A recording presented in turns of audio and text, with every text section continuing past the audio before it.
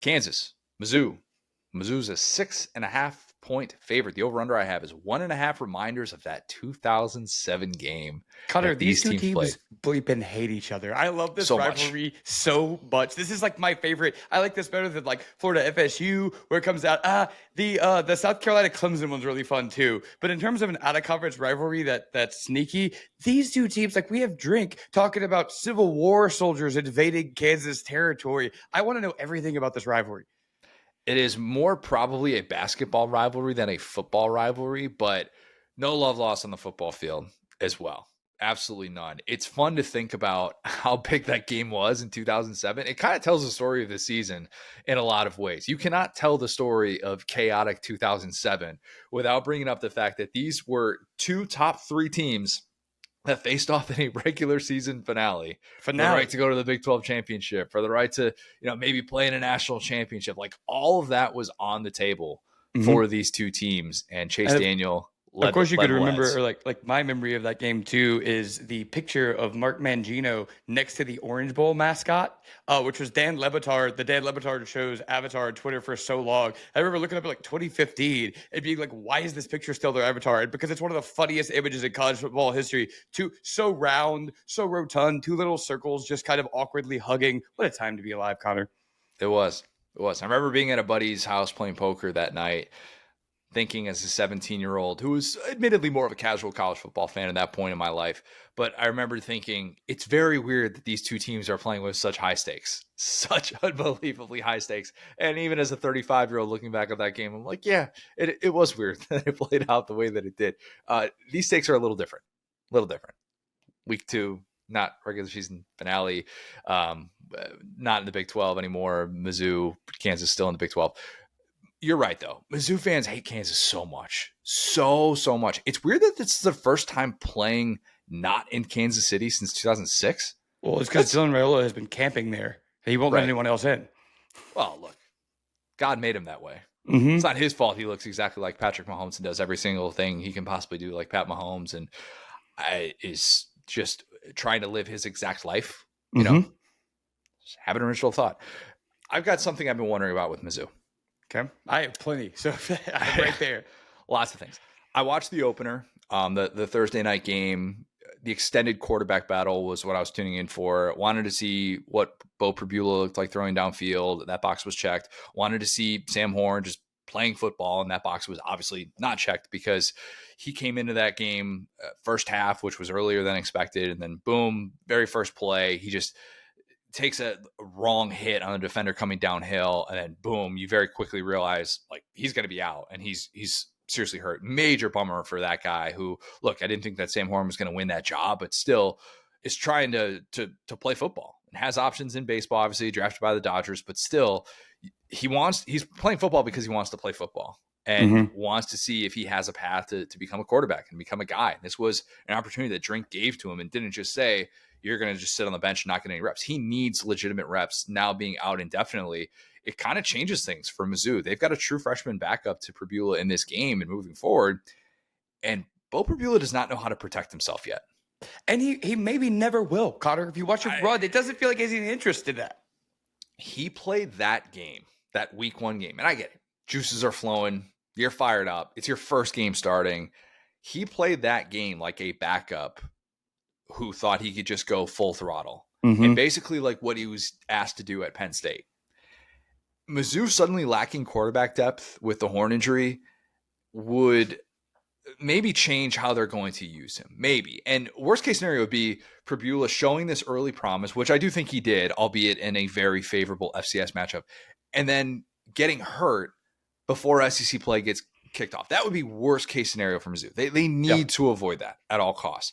So how do they approach that? How does Drink and Kirby Moore kind of corral that? I think there's an answer here, because if you ask both of those people, right, Drake and Bo Pribula, I feel like they're going to play chicken. Neither of them is going to want to take the foot off the gas. But you just started to mention it before I got to cut you off here. The answer is former Mizzou legend Chase Daniel, right? All he needs to do is go talk to Bo Pribula, show him his Chase account, his bank account, and be like, look here, son. If you could just protect yourself, learn the playbook, be polite, strong handshake, this is what awaits you. If you want to keep playing like that, I don't know if you'll make it to SEC play, you know?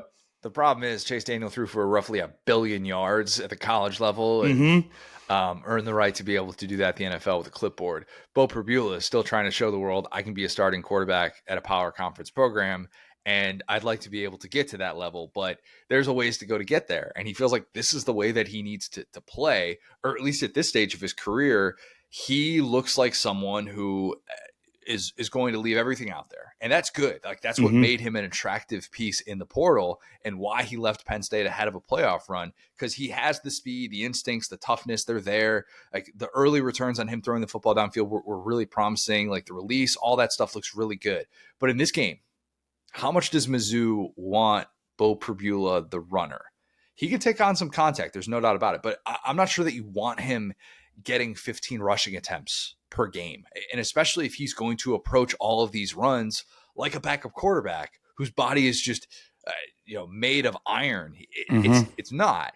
One of the things I noticed with Jackson Arnold in that Baylor game, Jackson Arnold is taking those slides when he knows he's got a first down, or he knows like, hey, I'm not getting the first down. I'm going to get, 6, even though I could probably get 8 if I wanted to get into a collision, but there's 12 to gain. So I know that, live to fight another day, keep the offense moving. Let's get this momentum going. I think that Bo Prabula, while he can't totally take away the physicality part of his game, I'm not saying he needs to completely take it away. He's got to start doing more to protect himself, or else he's not going to last a full season. Because, well, go ask his counterpart in this game about the importance of staying healthy. Jalen Daniels is on season 6 of That college sure football. is still. Jalen Daniels is giving campus tours of Kansas University. He was supposed to be gone. His head coach was supposed to be gone. They're just trapped in some type of a Twilight Zone episode where they have to just keep playing football. He is trying to get to double-digit games in a season for the second time. He has played double-digit games in a season once. Hey, but wait till Kalen DeBoer gets his hands on that guy. Watch out. Whoa. Lance Leipold's doing just fine. As long as he's out there and healthy. That's the biggest thing. I don't think Jalen Daniels has any more eligibility after this year, but who knows? Nobody actually knows. I think he'll be in a tough spot. I think he's going to be in a tough spot against what I think is a really underrated Mizzou defense. Josiah Trotter is the best player on that Mizzou defense, and I think SEC fans are going to learn that name very, very soon. You already probably know the last name because his dad is Jeremiah Trotter, the Eagles great.